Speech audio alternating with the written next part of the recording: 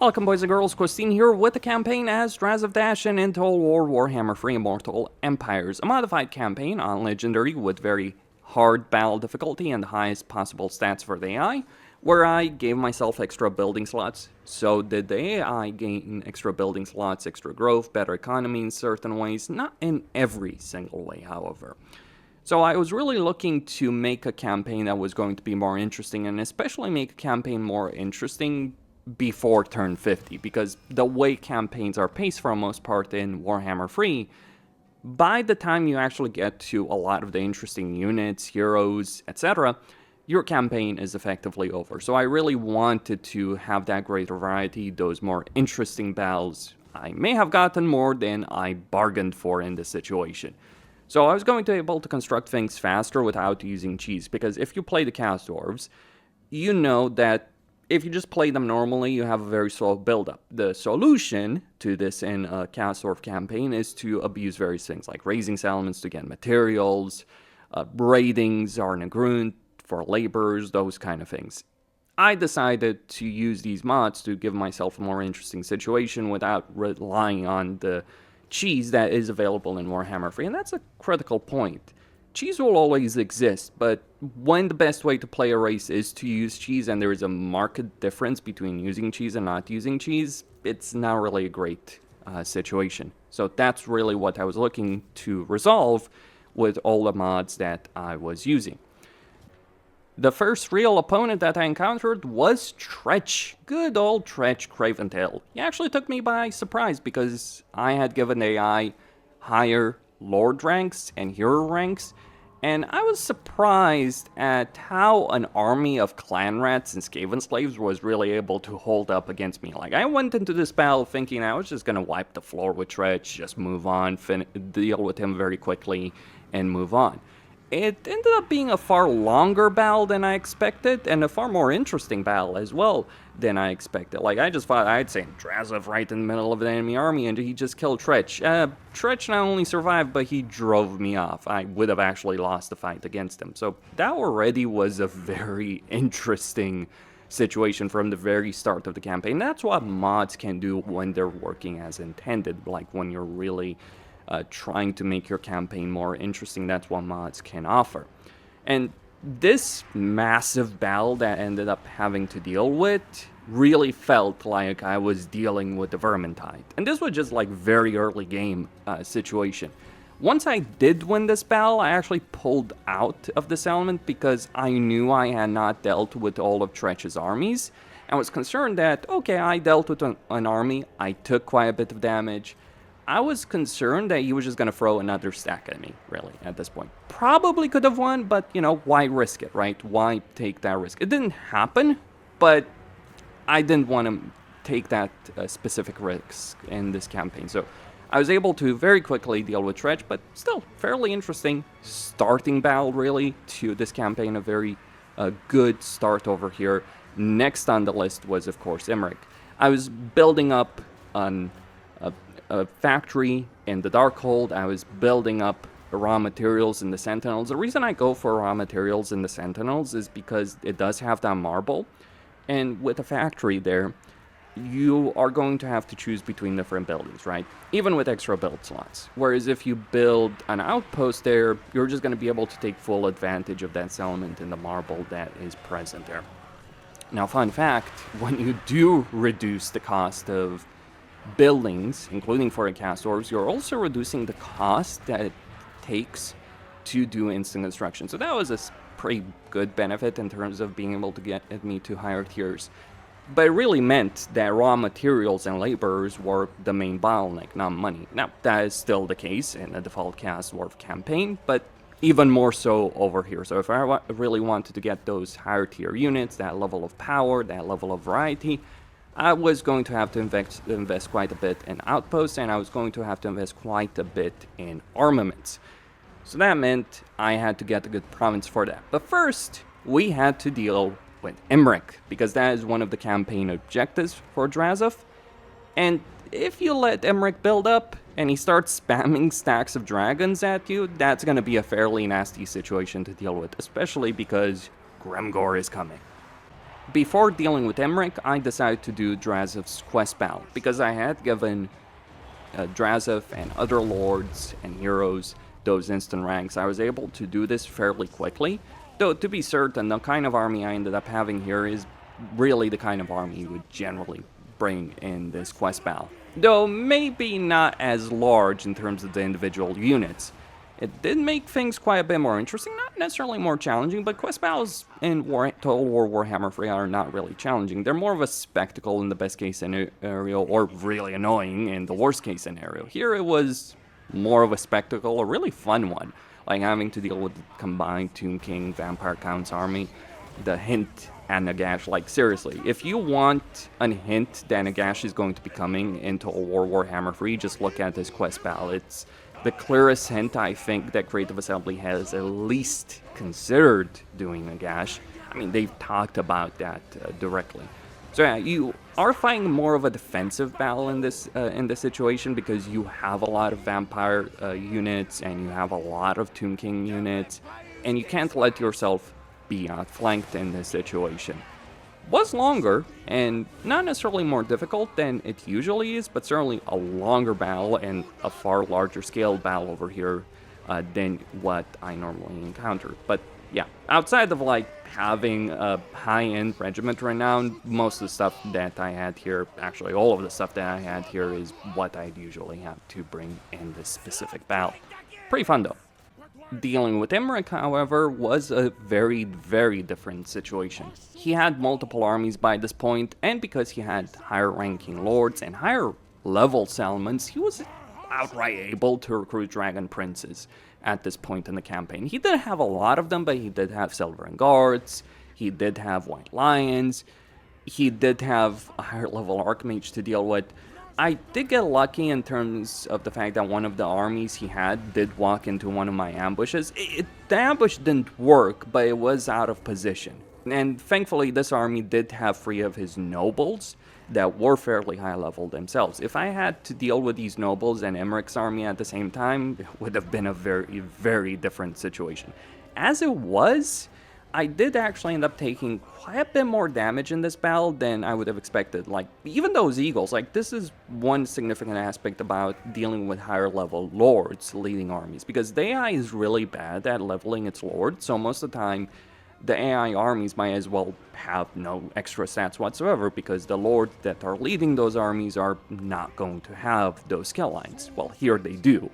And as a result of that, AI units were able to do quite a bit better in this specific battle, and I was literally unable to just dive bomb the Archmage that was leading this army and just kill it, because I may have lost Drazhoath if I tried to kill it at that specific point. Like, there were just a bunch of enemy units, and since the enemy units also have extra models to them, they're larger, it was a risky proposition. I could have just been tar pitted and been unable to get out of that situation. I did have a reinforcement army coming in to support me over here. Maybe I should have waited for that reinforcement army. By this point, I also had some artillery, some Taurus, extra heroes, etc. But I did take some casualties, which were not really ideal given the fact that I did want to deal with Emeric shortly thereafter. Dealing with Emeric, very different beast altogether. See, Emeric at this point was on a Star Dragon, and if you know anything about Emeric, given his fire resistance and his inherent power in battle, he's very, very scary. I got lucky in the sense that he decided to just pursue Drazhoath. He would have beaten crap out of Drazhoath in a straight-up fight, but I got him in range of my fire glaives, I got him in range of my archers, I got him in range of my blunderbusses, and I was able to kill him before he did any kind of serious damage over here in the battle. That just meant dealing with his army and his garrison. Worth mentioning that this was supposed to be a siege, but I had disable sieges. There's mods that do allow you to completely disable sieges. Field battles are just the most interesting battles to fight in a campaign anyway. So, especially when you're dealing with an army like this. Like in a siege, I would have just used artillery and range units to obliterate Emeric while taking very little damage in return. Here, I actually had a real fight on my hands, having to do flanking maneuvers, diving for certain, for Emeric, trying to distract him, dealing with Emeric's mass of archers that was all over the place, and yeah, having to deal with flank attacks. I did have 2 armies, again, like the same armies that had tried to ambush Emeric's army and had gotten out of position. And if I had been forced to face both this army and the garrison, which, by the way, given the AI has more building slots, guess what they're going to build? They're going to build garrison buildings.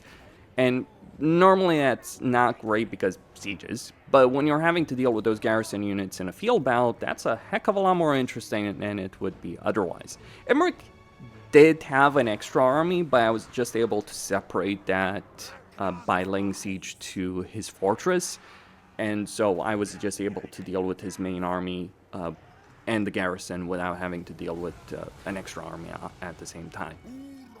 Did work out in my favor, took some casualties, but I have to say, like, by this point in this campaign, I was fighting these battles, not necessarily because I had to. I probably could have pushed some auto-resolve wins in quite a few of these situations. That's a different discussion with regards to how settlements have an auto-resolve benefit, but I could have been able to achieve auto-resolve wins, but I was actively seeking out these battles, and they were actually quite a lot of fun, like large scale, lots of things happening, different decisions to be made, and a very different playstyle, like when you're dealing with those high level lords, because even on legendary with the highest level of stats, most of the time you can inflict such punishment on the enemy that you're gonna take minimal losses while they're gonna take significant losses. I did manage to inflict far more losses than I took, but I was having to fight for it. This, too, was a prelude for what was to come, and that was Kugaf, because the reason for Kugaf is Chaos Dwarves want his province. Like, you might think Kugaf and Chaos Dwarves would be natural allies, and sure, from diplomacy perspective, it makes sense, but Kugaf's province, as I was dealing with the ogres over here in Rune's End, Kugaf's province is one of the best provinces in the entire game, and it's certainly the best province, with the exception of Zarengrund, of course. It's the best province for Chaos Dwarves in the game. Just the ports themselves really lend themselves to armament production in quite a few ways in that specific province. I was also recruiting a bunch of different armies, hobgoblins. I was really limited by the unit caps at this point, just trying to overcome those unit caps, trying to get enough force to be able to deal with Kugaf, who was also trying to conquer the same province that I was in. So I destroyed one of his armies very quickly, but then I had to deal with him on the battlefield, and ended up being a bit of a different experience than even Tretch and Emeric had proven to be by this point. So with Kugaf's main army, it didn't seem that dangerous. It did have some regiments renowned, but Kugaf himself is actually one of the best duelists in the game. This may surprise certain people, but the guy is really tough to kill. He's got a bunch of healing, he's got a bunch of nasty spells, he's got a bunch of resistances. He can be a bit of a nightmare. Well, in this battle, he just decided to sit on his throne lobbing artillery shells at my army. That were pretty damaging, I'm not gonna lie, especially when the rest of his army engaged me in melee.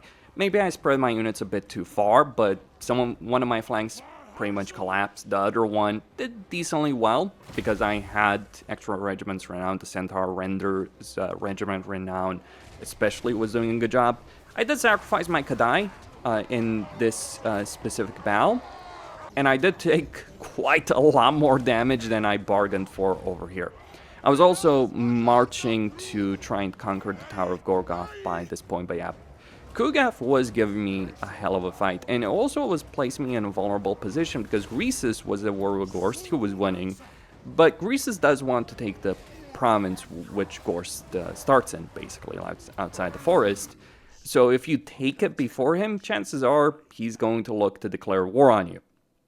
And obviously I didn't want to do that, so the settlement I just took from Kugaf, I sold to Greasus just to get him off my back. I was not really looking to fight Greasus. Fighting ogres as the Chaos Dwarves is not really an ideal situation in many ways. And while Drazhoath was busy dealing with Kugaf and trying to prevent a war with Greasus, a second army I had recruited with a bunch of higher-end units had moved on Kugaf's main province, where I had to deal with 2 lords, multiple units. I think at this point I decided to increase the instant recruit rank for lords and heroes in this campaign to over 20. 25 to be specific, because just to make things more interesting. That's a great thing about campaign customization. There are certain things you can change during the course of the campaign. But even though I had a great position, and I had Hell Cannons, I had Death Shriekers, I had Infernal Ironsworn and Infernal Guard, this was still bloody as a battle. Because Nurgle magic is freaking Nurgle magic. There were some regiments right now, and over here there were great unclean ones. This is genuinely the most interesting battle I've ever fought against a Nurgle army in any campaign I've played in Total War, Warhammer 3. It wasn't Kugaf's army, but hey, you know, dealing with the great unclean ones, and not necessarily a regiment right now. So it's like, what exactly? I imagine he was just summoning the great unclean one with some of the spells, because yes, you can do so. And battles.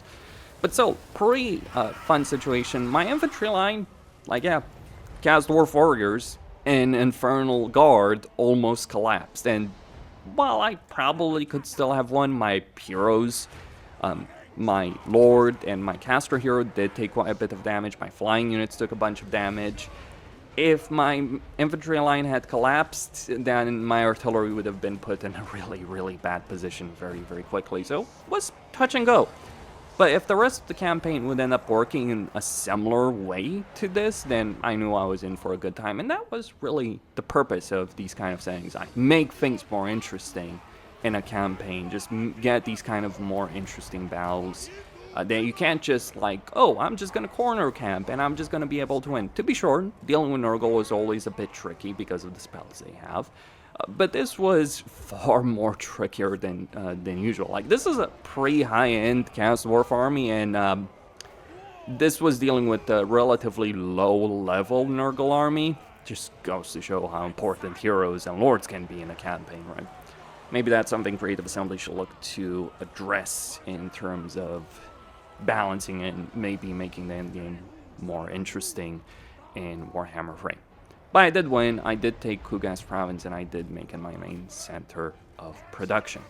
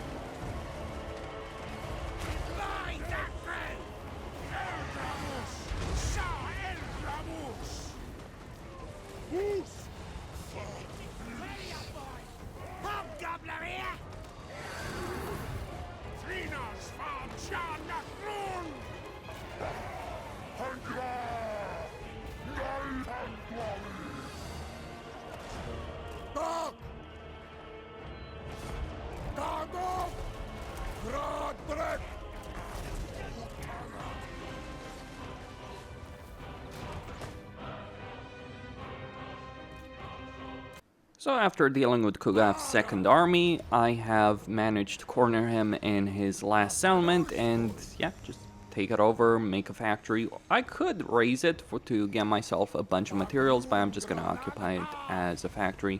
There's still going to be that lore to deal with. Could have had this manually. I think I'm going to convert this to a factory just in order to get the port benefit in terms of armament production and just get more armaments. The Dragon Isles are going to become my main armament production location, especially since I do have that defensive alliance with Greases. Though he's not quite willing to accept a trade agreement right now. All the same.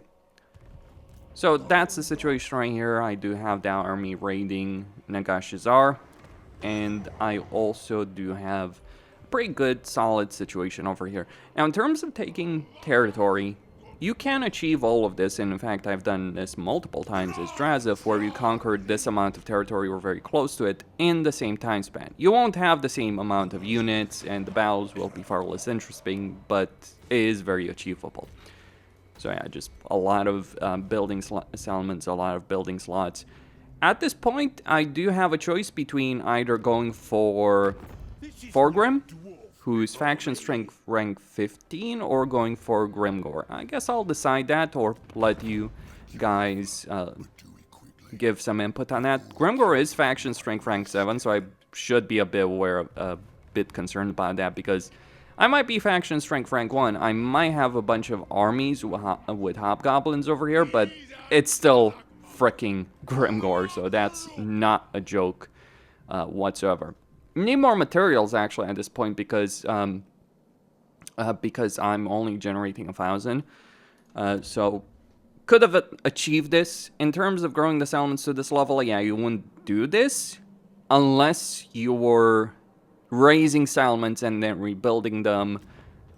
Especially works very well for the towers, for provincial capitals, because when you raise them, you can just take them over as built settlements. So you don't have to rebuild the ruin, you just have the provincial capital settlement building when you do so. That's one of the advantages with cast orbs. This was a lot more fun than I actually anticipated, and actually a bit more difficult than I anticipated, especially dealing with Kugaf. I was a bit concerned that some of my infantry units were just going to be obliterated, which would have made things pretty tricky for my range units and my artillery units, but yeah, I managed to win for that. So that is going to be it for the moment. Thank you all for watching. Hope you all had a good time, and stay tuned for more.